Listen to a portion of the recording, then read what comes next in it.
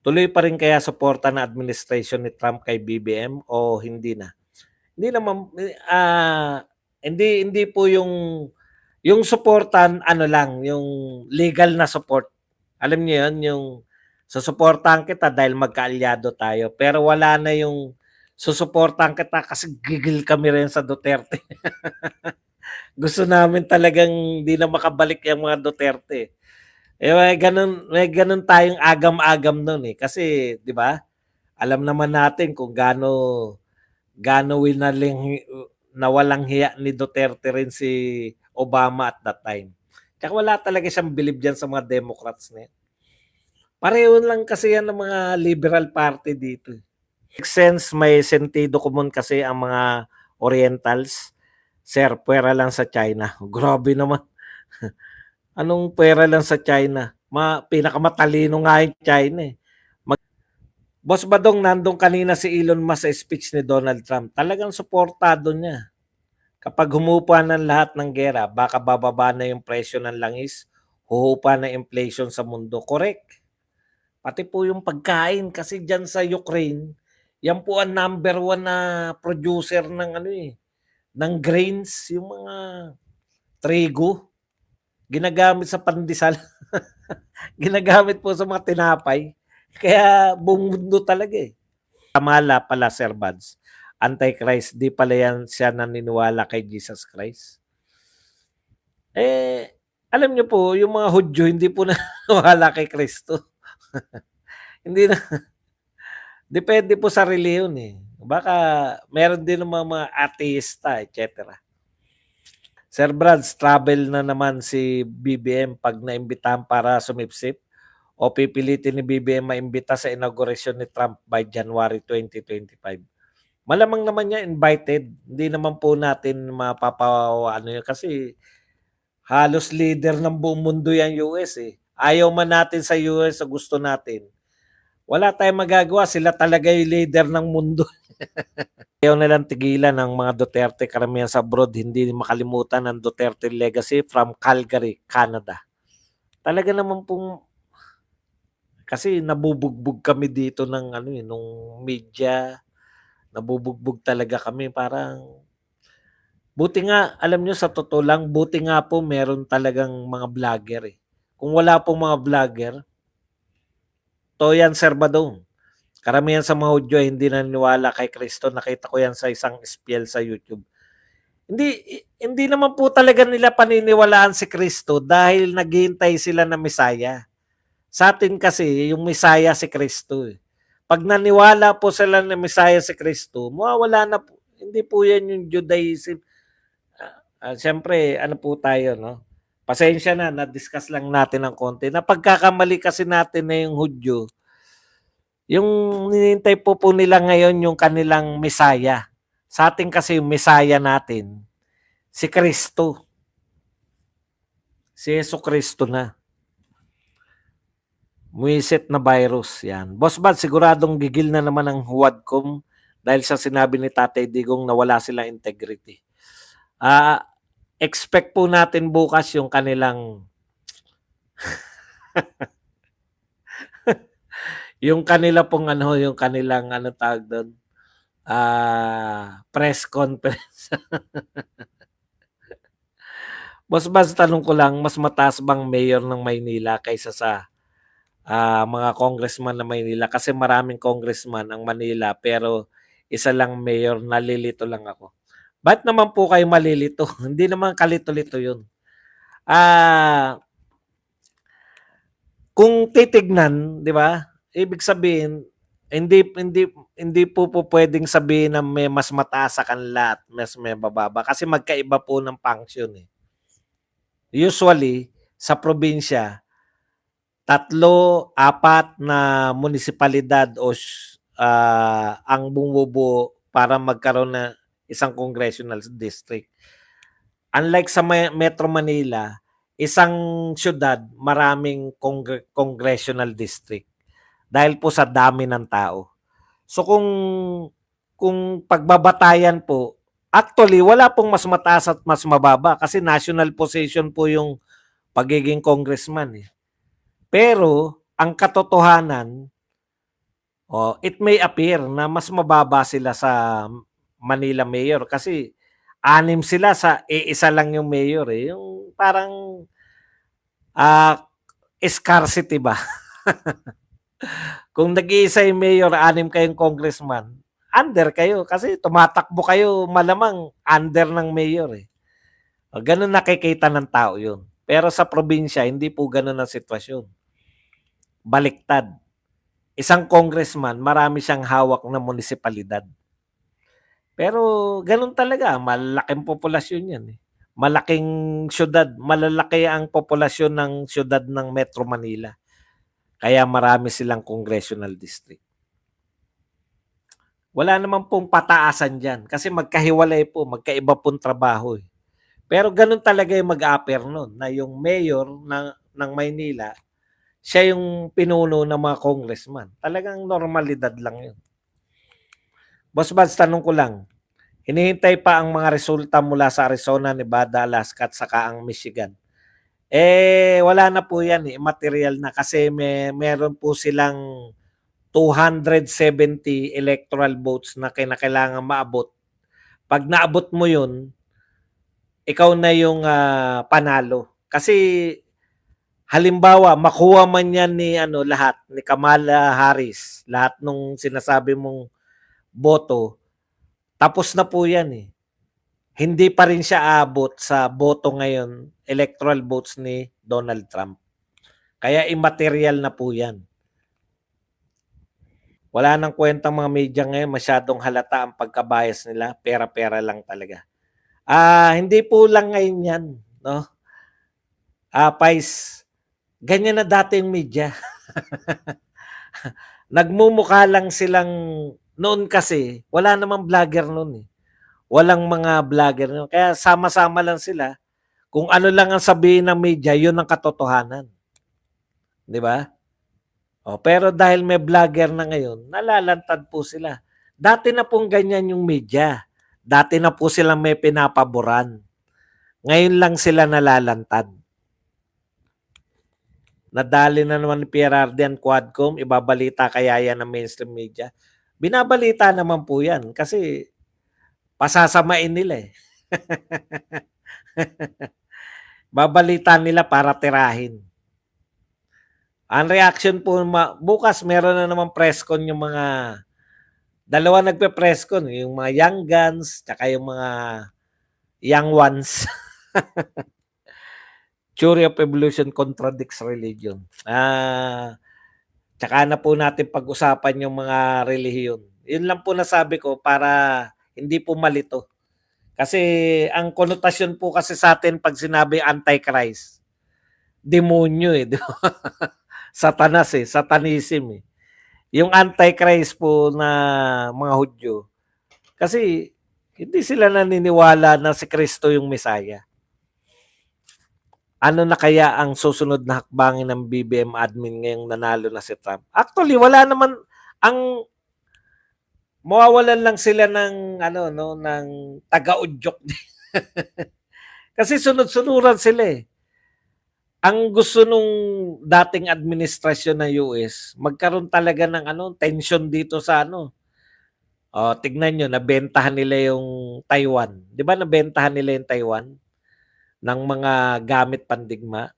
May kumikita po dyan eh, sa mga pag nagdidigmaan po sa Amerika. Kaya ang malas nila, hindi yan yung hanap buhay ni Trump. Ang hanap buhay ni Trump, kailangan sa peaceful na mundo.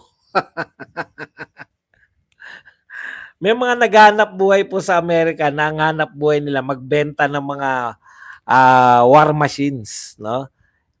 Tangke, missiles, eroplano, no? Meron pong mga negosyanteng ganun. Kaya pabor sa kanila yan na magkaroon ng mga tension. Tignan niyo yung Taiwan na ang daming missile na nabili nun. Ayun lang.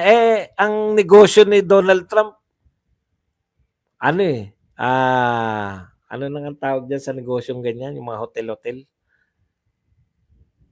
Land, real estate. Kaya yung real estate, kikita yan kumikita ang real estate 'pag, payapa yung 'di ba? Puta, alangan namang giyera, 'di ba? Real estate yun, eh. Kikita yan 'pag, kumikita yung real estate 'pag mapayapa yung lugar. Puta, nagbobombahan, sino bibili ng ano,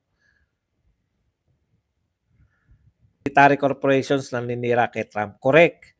Kung honest lang talaga ang lahat ng politiko at COMELEC, including the machine, pareho sa US at ay one day ay tapos na ang eleksyon. Sa akin, Kabadong, ay may protesta pa.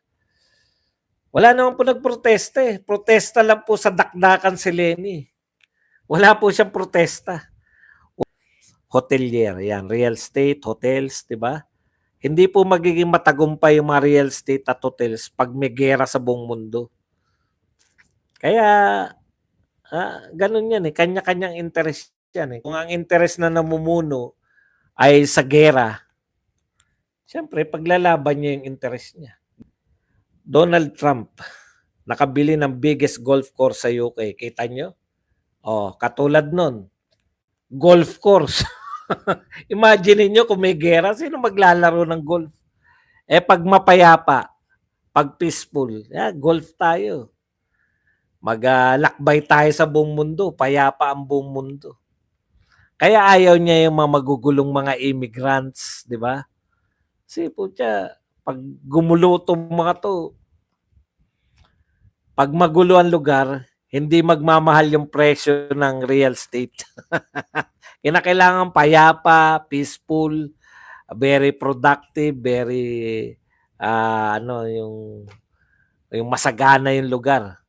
Maunlad din, mahal din ang bentahan. Katulad dito sa BGC, kaya mas mahal dito di hamak yung mga condominium kaysa sa ibang parte ng Pilipinas. Bakit? Kita nyo, payapa, walang makukulit, walang halos non-existing yung mga yun lang talaga yung talagang dumayo. Ngayon nagigpit yung buhat nung may mga robing na ngayon, eh, ng mga kapulisan. Kasi merong, 'di ba yung South Korean yata na inagawan ng bag? The best kaya dapat isukan ng taong bayan si Marcos, zero vote, inidoro lahat ng Marcos candidate, wag iboto sa 2025. Correct.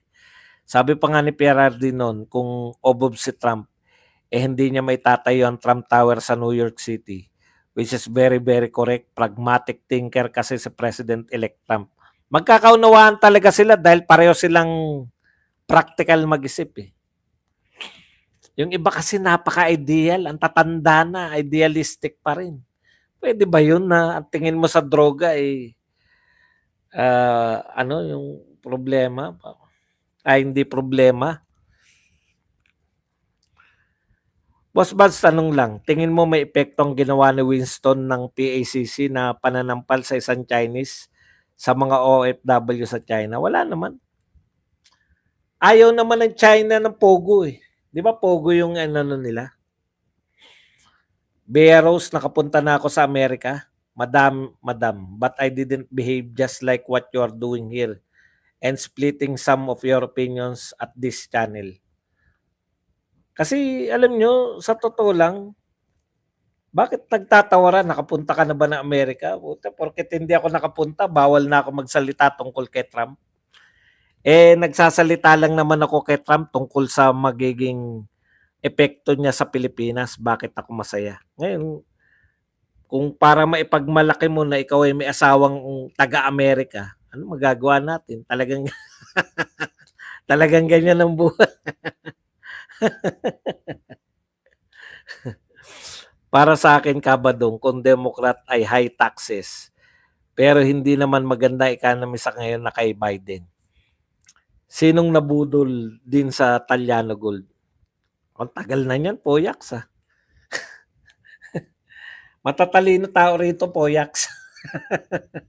Hindi kami nabubudol sa Taliano Gold, no? Duterte kami. Sinuportahan namin si Sara Duterte. Kita mo, ang bilis naming kumalas kay Marcos. Nauna pa nga akong kumalas kay Marcos kaysa kay Sara Duterte dahil hindi ko nagustuhan. Buwat mo ng binanata na si Sara Duterte sa confidential fund. Puta, bira na rin tayo. Wala na eh. Boss Baz, out of topic, sabi ni Grace po, as is daw ang budget na binigay ng lower kay BP, Inday Sara, takot din pala kay Tambaluslos. Ayan po, tinapik po natin yan kanina, Ma'am Tess Renon. Yan po ang isa sa topic natin. Diniscuss ko po yan na forma lang talaga ng Senate. No? Napatunayan talaga yung sinasabi ni Sara Duterte na may control talaga ng budget si Martin at saka si Saldico. Kasi wala silang binago eh. Siguro kabilin-bilinan yun ni Martin. Wag na wag niyong babaguhin yung binigay namin sa BP. Kung hindi, malilintikan kayo sa budget niyo. Kaya tama talaga si BP Sara eh. Hindi ako naniniwala nung una. Sabi ko pagdating nito sa Senate, katay tong budget na to, itataas nila yan. O, di magmumukhang kawawa. Buti hindi ko inasahan yun.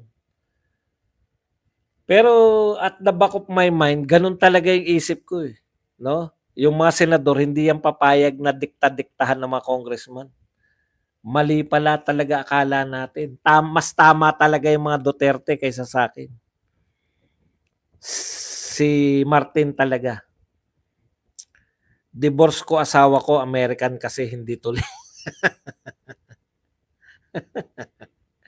Hindi nga tuloy, baka malaki naman.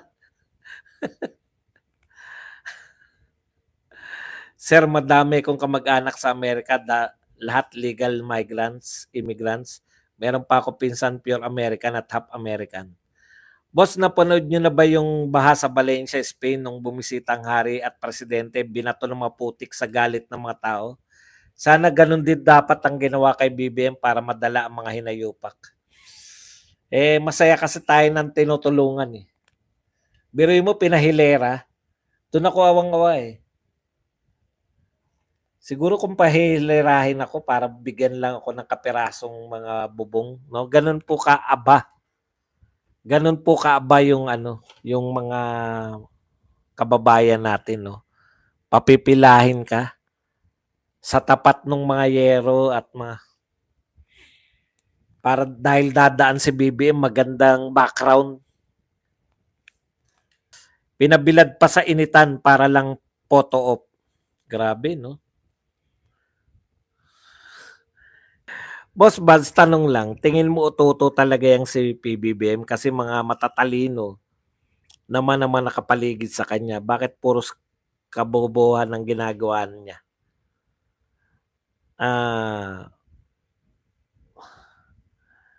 Hindi talaga siya marunong maging presidente. Ayon nga kay BP Sara.